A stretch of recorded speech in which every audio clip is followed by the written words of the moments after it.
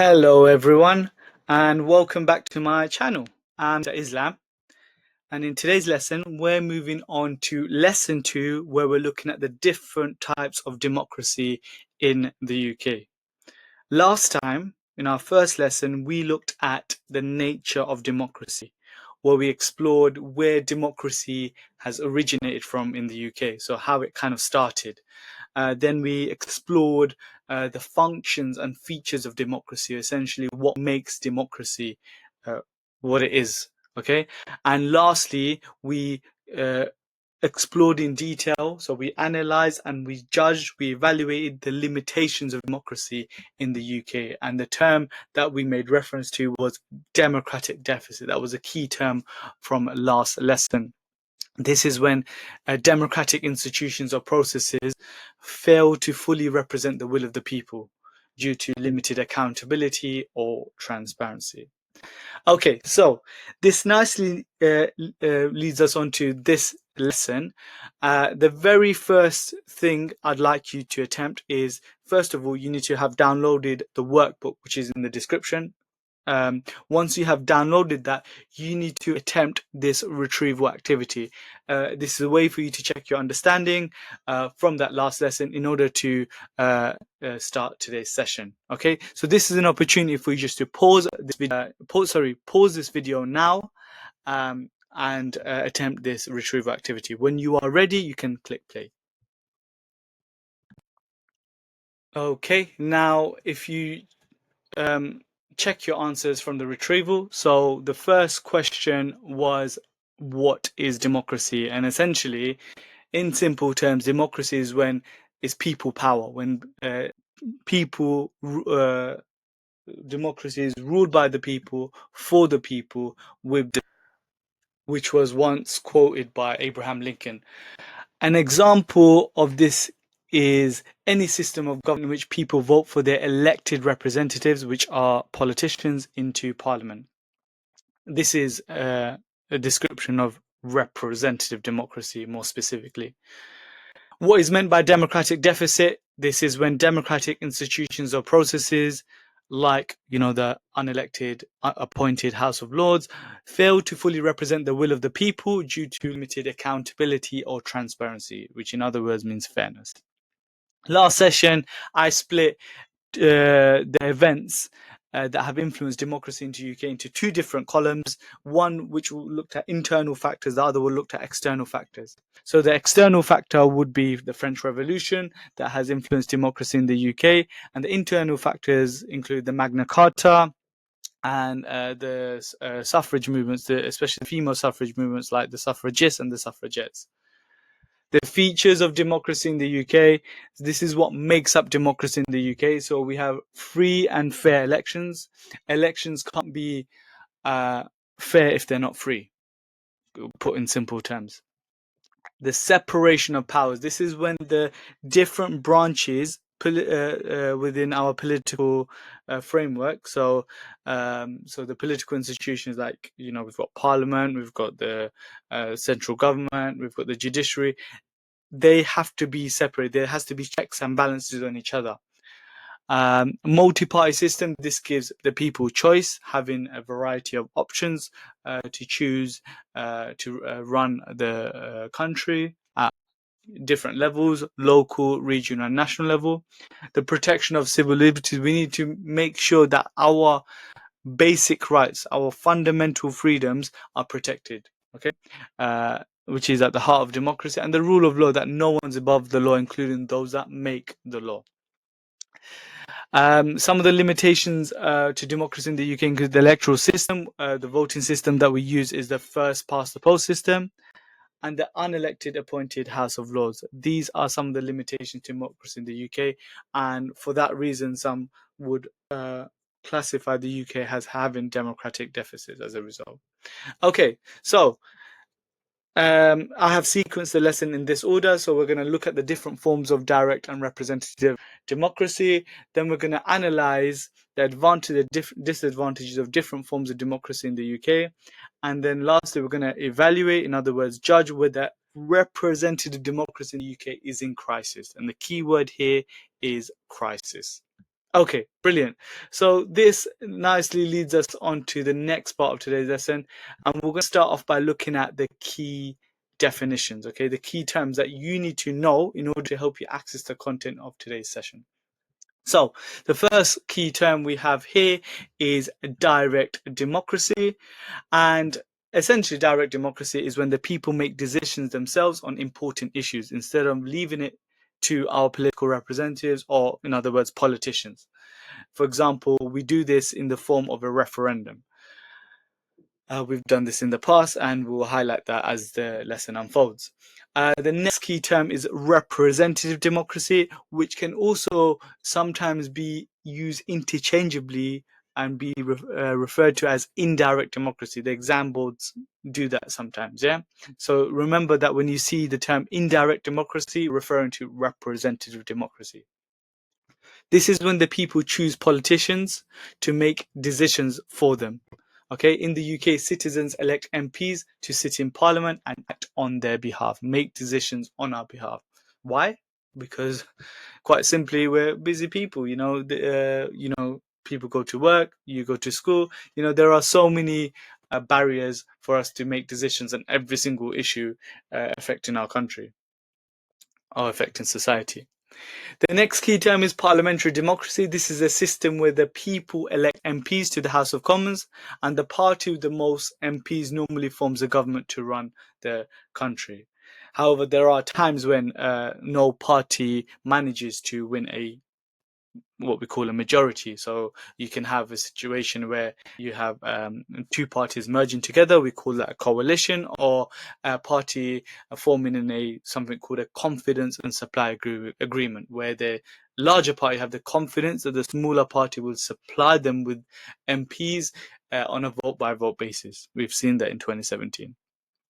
Okay, legitimacy. This is the idea that decisions or governments have the right to rule because they are accepted by the people, often because they were chosen through fair elections. Um, by having free and fair elections, regardless of the result, people will question. For example, in 2024 general election, the Labour Party won 33.7% of the vote share, but won 412 seats. That people question the legitimacy of that, but when we're looking at it from a broad democratic perspective, we can say that was a smooth transition of power because they won a majority, regardless of the system that's used. Okay, referendums. Quite simply, this is when you vote on a single political issue. So it's often a closed question, so it's a yes or no answer. The last time we have had a referendum was in 2016 when the UK voted to leave the EU, and that's where the term Brexit came about. Brexit, which essentially means Britain's exit of this institution called the European Union. Now, turnout. Turnout, this is when the percentage of people who actually vote in an election or referendum compared to everyone who could vote. So this is key here, because this is not based on the population, based on those who are on the electoral register. Okay, so turnout, those who are on the electoral register compared to those who have actually turned up to vote. First past the post, the electoral, in other words, the voting system that we use. This is where a person with the most votes wins in each area. In other words, we refer this to as a constituency. They don't need more than half the votes, so they don't need to meet a threshold of 50%. They just need one more vote than anyone else. Every other vote for any other candidate is wasted. And the last key term is recall petition. This is a process where voters can force an existing MP, to face a new election before their term ends. Often that's 5 years. If the MP has done something wrong, obviously, for example, they've broken the law, or they've got themselves involved in a massive scandal, etc. Okay, so we're now going to start off by looking at the different forms of direct and representative democracy. This is our first section, and we're going to go through a section where we're going to read some information to help us break down this knowledge. And so, make sure you have the workbook in front of you and following along, please. Yeah. Okay, so section 1, different forms of direct and representative democracy. Direct democracy is a system in which citizens have direct control over decision making without the influence of representatives. Direct democracy can be limited in its practicality for large scale governance, where there's a lot more people, where the frequency and complexity of decisions would overwhelm the electorate, which is the voters. In the UK, the most prominent examples of direct democracy are as follows. So we have referendums, which is the most common, most well-known one, sorry. We have e-petitions and we have recall petitions. So when we're referring to referendums, where this is when the public votes on constitutional political issues, they allow citizens to decide directly on a single issue, usually framed as a closed question, so yes or no choice. It can shape major national policy, but may oversimplify complex issues, and that has been something that has been a cause for concern, the EU referendum, because most people that have voted didn't even know what the EU actually stands for or what they do. So examples, some of these examples, like the 2016 EU referendum, is a UK-wide referendum. So 51.9% voted to leave the EU. That's where you hear that term Brexit, Britain's exit of the European Union as a result of that referendum vote. Another referendum that took place in the UK was in 2014. This was a regionally based referendum, so it happened in Scotland. Scotland voted on whether they should become an independent country, where they should leave the United Kingdom. It's not very united, is it? So 55% voted to remain in the UK. However, people would have said that the outcome would have been very different if this referendum took place years later after the EU referendum. Scotland didn't get what they wanted. 62% of them, in fact, voted to remain in the EU. Okay, and the last example was when we had an opportunity to change our voting system. In 2011, we had an alternative vote referendum. 68% voted against changing the electoral system. To clarify, this wasn't a proportional representative system. The referendum was a system which is referred to as alternative vote. It was a majoritarian system, so we had to meet a certain threshold, which is above 50% of the vote share, in order for you to be elected. Okay, and first past the post would be seen as a plurality system, where you don't have to meet the threshold of 50%. As long as you get the highest vote share, as we've seen in 2024 with the Labour government, they won 33.7% of the vote share. You can still win by a huge landslide. Okay, the next form of democracy is e-petitions. We've seen recently e-petitions, some of the signatures on those petitions reach millions and millions. Okay, these are online petitions submitted via the official Parliament website. If a petition gains 10,000 signatures, the government must respond. At 100,000 signatures, it is considered for debate in Parliament. Remember that e-petitions are not legally binding, but raises issues on the political agenda. Examples is in 2023, there were over 450,000 signatures on the Gaza ceasefire petition, which was debated in Parliament. In 2019, around 6 million signatures were collected to revoke Article 50 and have the UK remain in the EU. So Article 50 is basically the article that triggers a member state, a country, from leaving this international organization, the European Union. In 2017, around 1.86 million signatures were collected in a petition to stop President Donald Trump from making a state visit to the UK. And it's important to remember this was during his first term as a president. Okay, the last form of direct democracy is called recall petitions. This was brought about after the MP's expenses scandal in 2009. This is a legal mechanism for constituents, so the local people in the area, to remove their MP before the next general election if certain conditions are met. For example, a criminal conviction, suspension from Parliament of at least 10 sitting days, or expenses fraud. If 10% of local voters sign, a by-election is triggered, which is an election that takes place only in that constituency. This strengthens accountability of elected officials, but it's rarely used. It's important to remember that. Here are some examples. We have in 2019, Fiona, the MP for Peterborough, called after conviction for perverting the course of justice. In 2023, we have Chris Davies, MP, who's recalled after expenses fraud. And in 2024, we have Margaret, who's recalled after COVID rule breaches leading to a by-election. So this is different forms of direct democracy, a very easy, simple table to call. We move on to representative democracy. This is the predominant form of democracy in the UK, where citizens elect representatives to make decisions on their behalf. The UK operates under a parliamentary system where members of parliament are elected to represent constituencies in the House of Commons. This system is complemented by devolved assemblies in Scotland, Wales and Northern Ireland, which handle certain regional matters. In the UK, the most prominent examples of representative democracy are as follows. So we have general elections, we have devolved government elections, we have local councils. So these are different forms of representation at different levels. So with general elections, these are citizens elect members of parliament to represent their constituents in the House of Commons. In other words, this is a nationwide election, okay? The party with the most seats usually forms the government. So it's always either been the Labour or the Conservative Party historically for the last 100 or so years. We did have a Liberal Party before that, but obviously that has transitioned to the Labour Party. UK examples. So in 2024 general election, Labour won a majority of 412 seats. In 2019 general election, Conservatives won 365 seats. So these are examples of general elections that has taken place in the UK.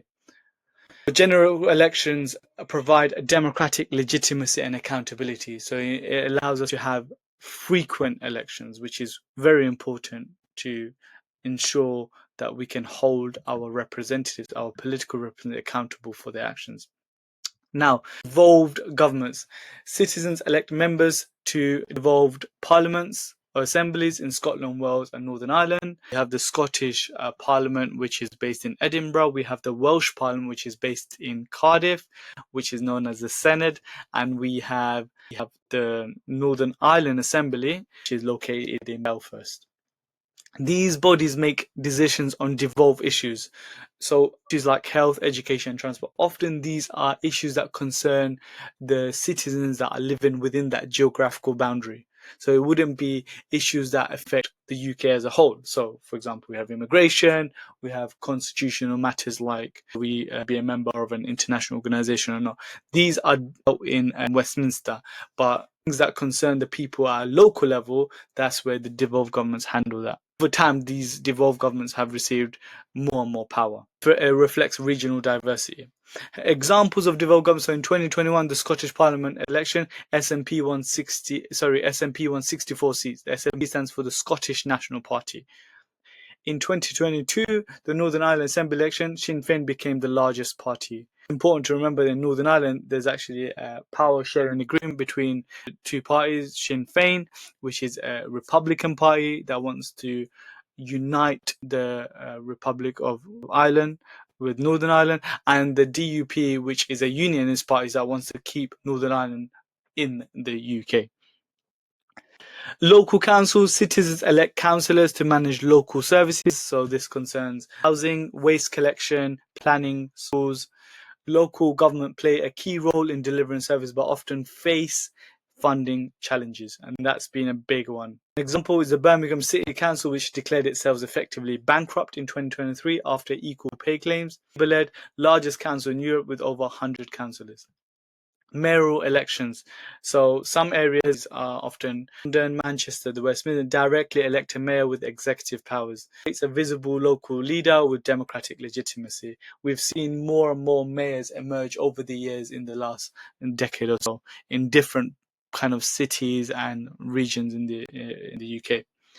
So Sadiq Khan was re-elected as Mayor of London on the 2nd of May 2024, making him the first mayor in the Post's history to win a third term.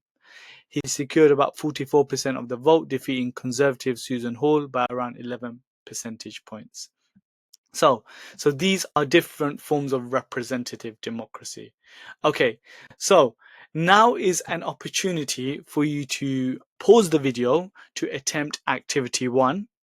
Okay, and I will then read the instructions very carefully, and then you can play the video and we can review the answers together. Okay, so you've now had an opportunity to attempt activity 1. This is essentially what you should have aimed for. So there are different issues that can be handled by our politicians or our political representatives, or it can be handled by us directly. But the vast majority of issues, 99% of issues, are dealt with by our representatives. I mean, that's what they're paid to do. They're paid a huge amount of money to deal with it. Recently, we've seen a rise in referendums and petitions, but more, like when it comes to issues that become legally binding, most of those issues are dealt with representatives. So the legalization of marijuana. So remember, this is doing your 3 skills and AO2 skills. So representative democracy. MPs can debate complex evidence, medical, legal, social impact before making policy. This avoids oversimplifying the issue into a simple yes or no vote.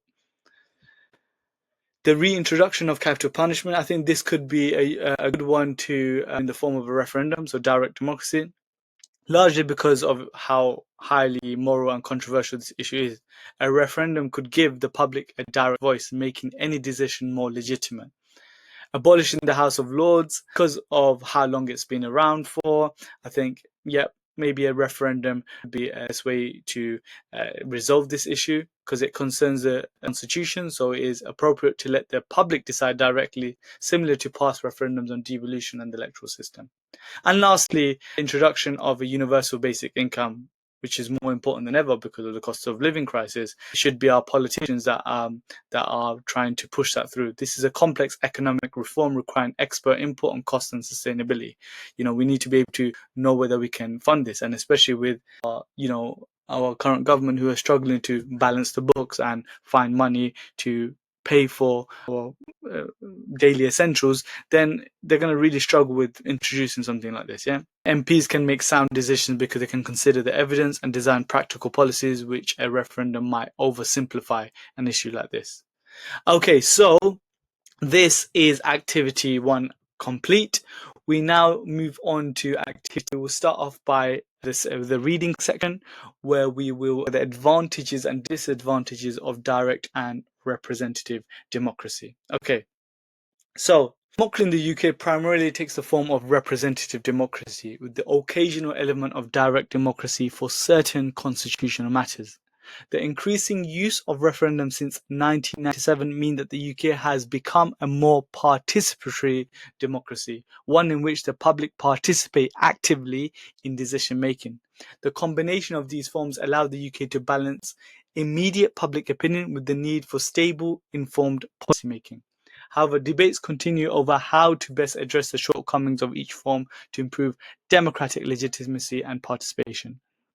Okay, so the reason why I've highlighted 3 on each side, so 3 advantages, 3 disadvantages of direct and representative democracy, is because when you do an essay on a question that may appear on types of democracies, then you'll be required to kind of look at 3 things in detail. So be able to analyze it and make a judgment on it and evaluate it. Focusing on too many advantages or disadvantages may lead your essay to be reading as it is very descriptive, rather than actually addressing what the question is asking, which is to analyze and evaluate the statement that you are given. So, direct democracy enhances engagement, increases political participation, seen with the Brexit referendum turnout, huge turnout.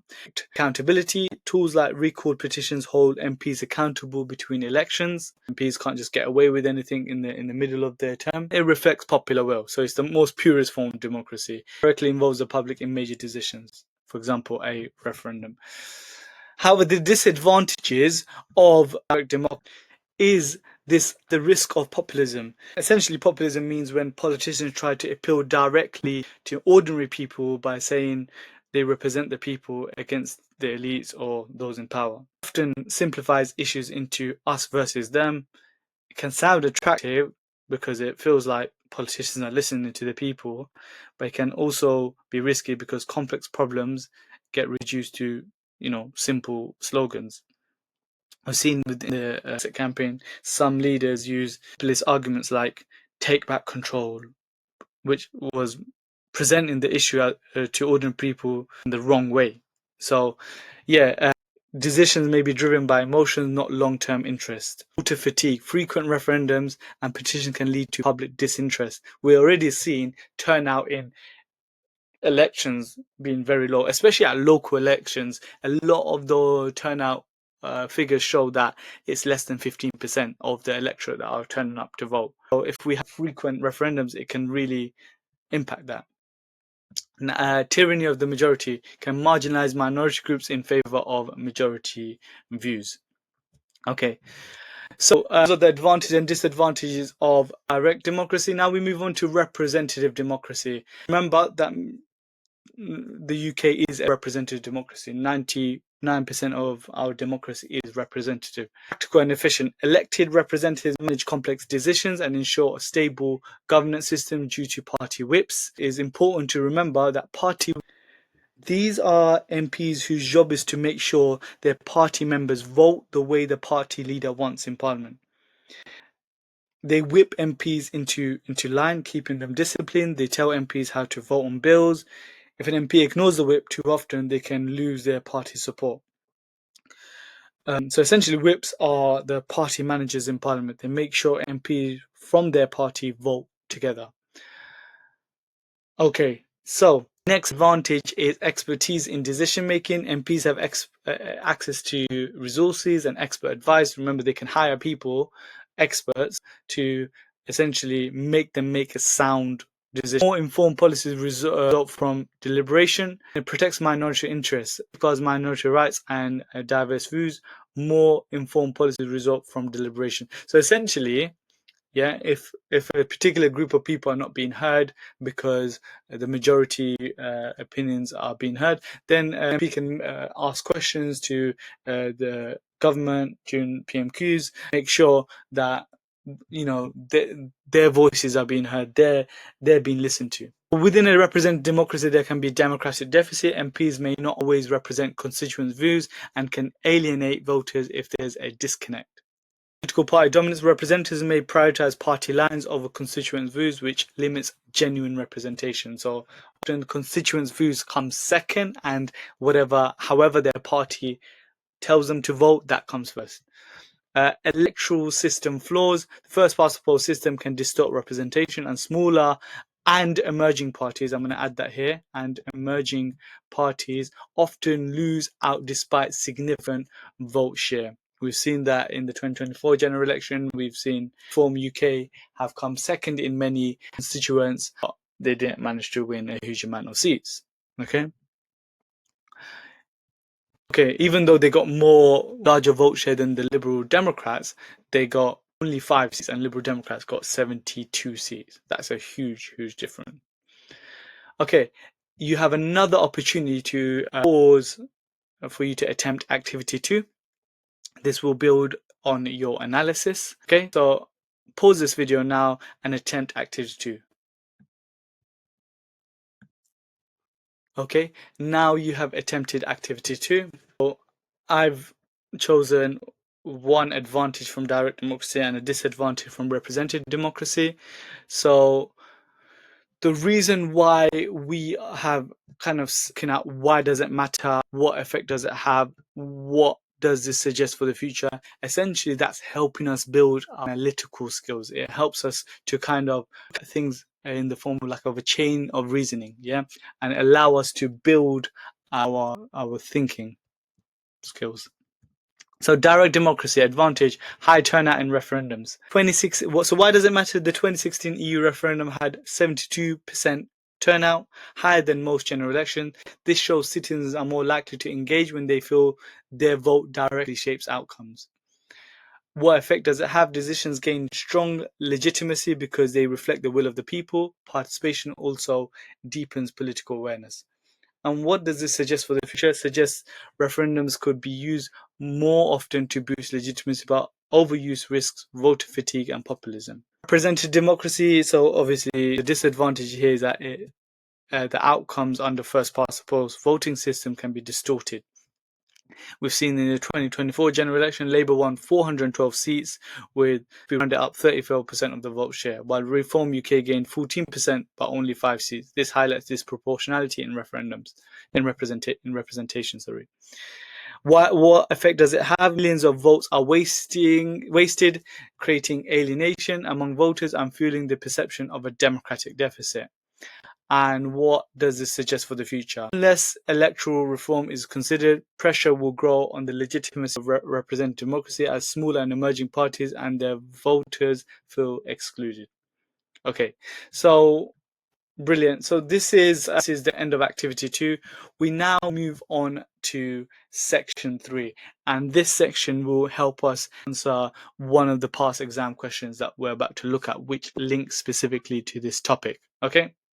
So the key question here is representative democracy in crisis in the UK. Okay, and we can break this down into 3 different areas. So we'll look at it in the form of participation, representation, and trust in politics. Okay, so for those that say yes, representative democracy is in crisis, the focus of participation, we can say that in 2024 turnout was only 59.7%, lowest since 2001. And it's definitely one of the lowest since 1945. The impact of this is that it weakens legitimacy as fewer people consent to government, and the implication, or in other words, consequence of that, is that it risks of deepening participation crisis. However, for those that say representative democracy is not in crisis in the UK, you may say millions still participate. General elections are the UK's biggest form of democratic engagement. And this can, when we look at participation here, we can kind of look at this in the form of 3 different areas. So we can look at it in the form of participation at a conventional level, which is voting, joining a political party. That's clearly in decline, and participation in an unconventional manner, which is people like signing e-petitions, going out and protesting. We've seen that rise. We've seen unconventional forms of participation go up, okay? But we've seen conventional forms of participation go down.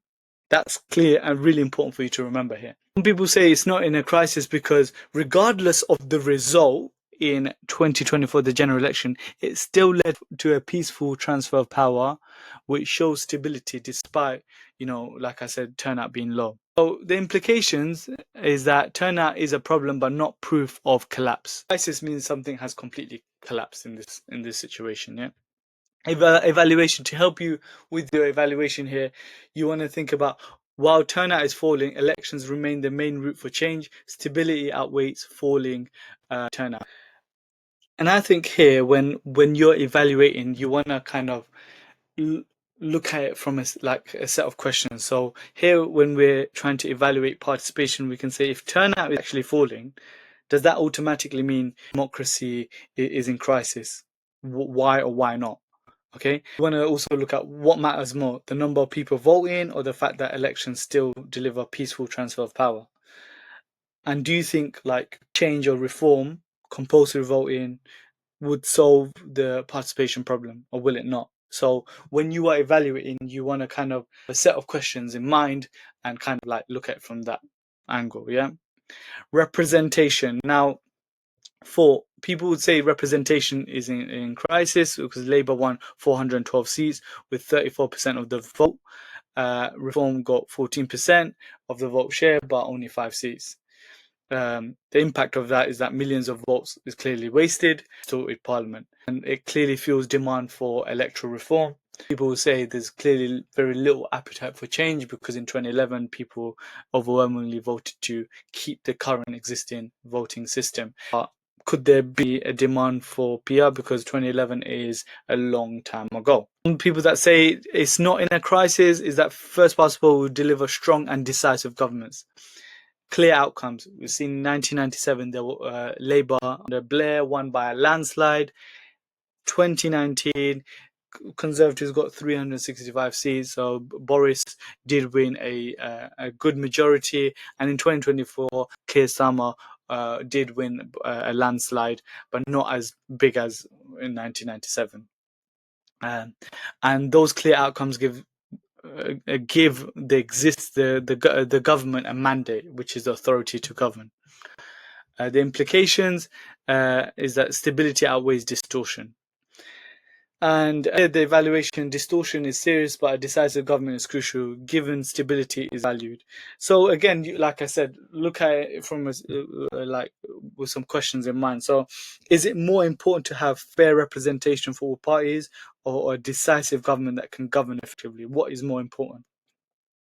Does the distortion caused by first past the post undermine legitimacy more than the stability that it provides?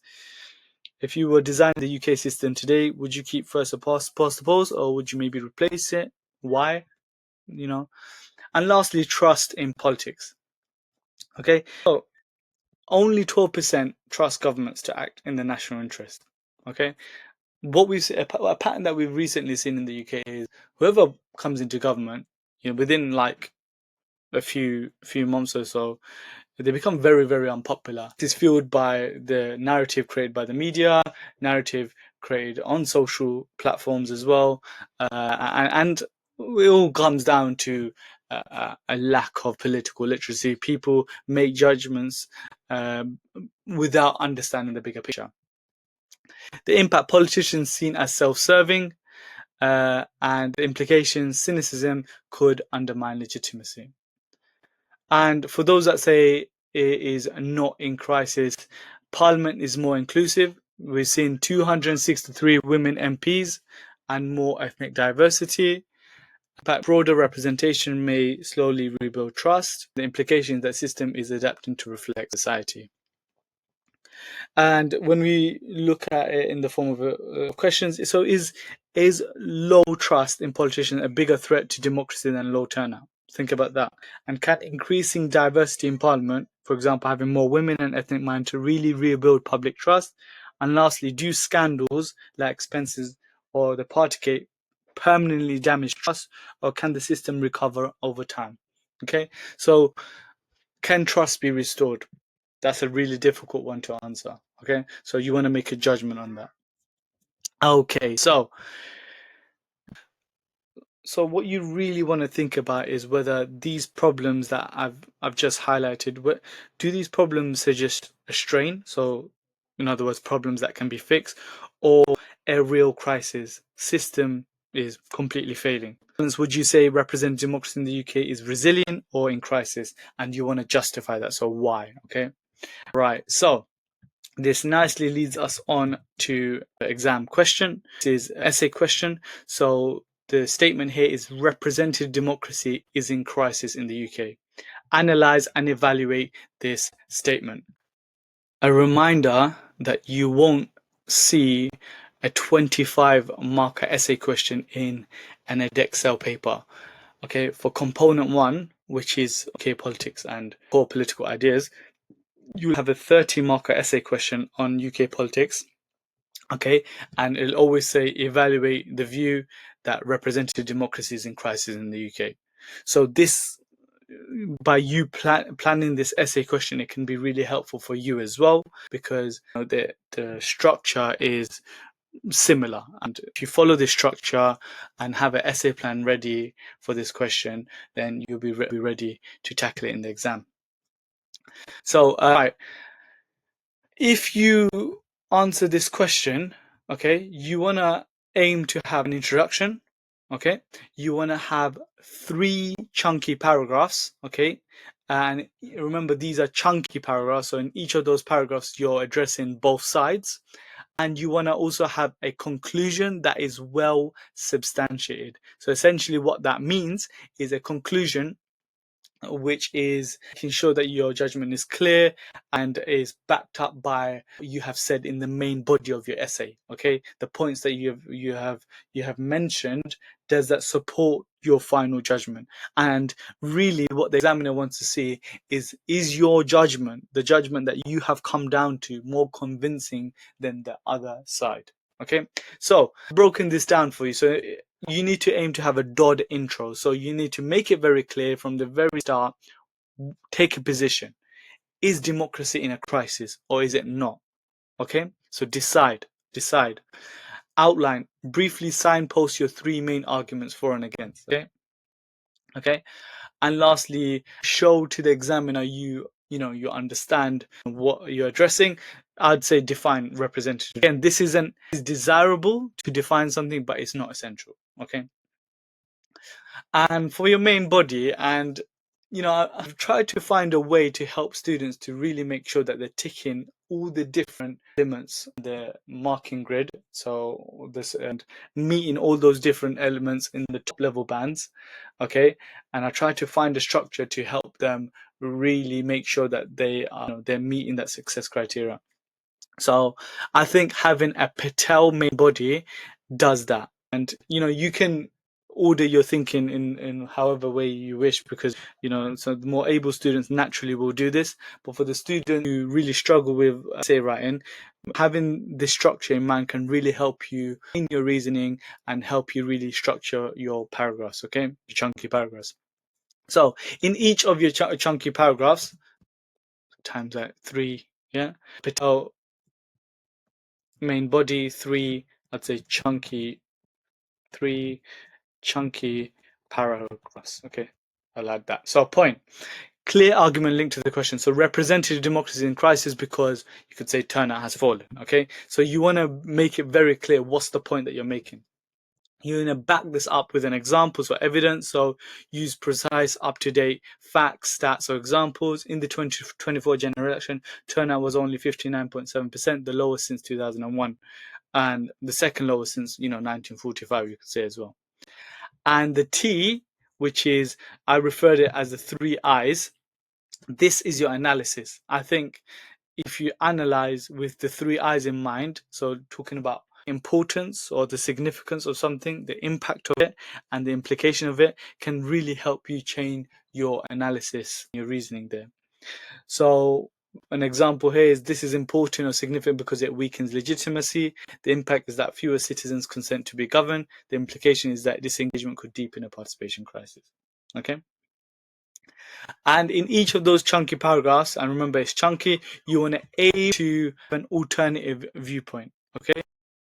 So when you're given an alternative, you need to make sure that you should briefly show the other side of the argument with evidence. This makes your answer more balanced and nuanced. And what we mean by nuance means that there's a small difference in meaning, opinion, or detail. It's when something isn't just black and white, but has shades in between. It's noticing the little details that change how we understand something. So when you're saying turnout is low, so democracy is in crisis, is a very simple thing to say, but elections are still free and fair, so maybe it's just under strain, not full crisis. That shows nuance, because it looks at both sides and adds detail. And that's the key here, and you are trying to let something in more detail. And lastly, this is linking to, remember, AO3 and AO2 carries 10 marks, so you want to put your energy and time into that in the exam, more onto doing that. So link to the overall judgment. At the end of each chunky paragraph, you need to weigh both sides and give a mini conclusion, which argument is stronger. Okay. So you could say, on balance, while falling turnout is a concern, the stability of elections suggests strain but not collapse. Okay. Okay, so we have highlighted what you should include in your main body. Now your conclusion.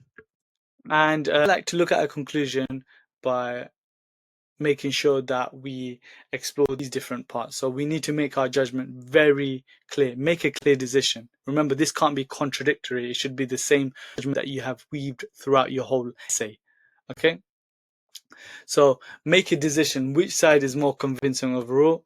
Make sure this is not different to the judgment made in the main body of the essay. So on balance, representative democracy in the UK is under strain, but not in full crisis. The evidence here, to restate the strongest arguments across the 3 paragraphs. So you could say, firstly, for example, what you said in your first paragraph, what was your strongest argument? Secondly, what was your strongest argument in your second paragraph? And don't say thirdly, say lastly. So lastly, what was my strongest point that I've made? So essentially, this is used as evidence and when you're going on to explain, you're saying why you're just repeating your evidence and your judgment that you've made in your main body here to convince the examiner why your judgment is better. And when you end your essay, you want to kind of end it with, in a way that convinces the reader that your judgment is better. In other words, like leaving a taste in the reader's mouth. So something like you want them to you want them to think of your essay like it's like it's a really unique work of art. Like other students can't write in the way that you do. That's what separates A-star students to students who gets A's, B's, and C's. So these are students who a prediction for the future. So add a forward-looking implication. For example, if reforms to participation and the electoral system are pursued, the system may strengthen. Without reform, public trust could erode, further leading to a crisis in representative democracy. So anything that can be a rhetoric as well. It doesn't have to be a prediction directly, but it could be something that leaves the reader something to think about beyond your essay in relation to the topic, obviously. Okay, so this is the structure. You should aim to pause the video now and attempt to plan this essay. Okay. At the end of the unit of work, I'll do a video looking at all the exam questions for each of the topics, and then we'll review the best essay plans that you can write for each one. Okay, what you'll notice is that there is also an extract question in this workbook. Okay, now this extract question was asked in the AQA level politics exam, and you will also be asked extract questions in Edexcel as well. But remember, the key difference here is the number of marks. So in the AQA is 25 marks and in Edexcel is 30 marks, okay? But you'll get two contrasting perspectives, okay? So here, the topic is the impact of referendums upon democracy in the UK, okay? And you'll have an extract which is saying referendums are good, and another one saying referendums are not so good for democracy in the UK. So essentially, the greater use of democracy, whether it's good or not, okay?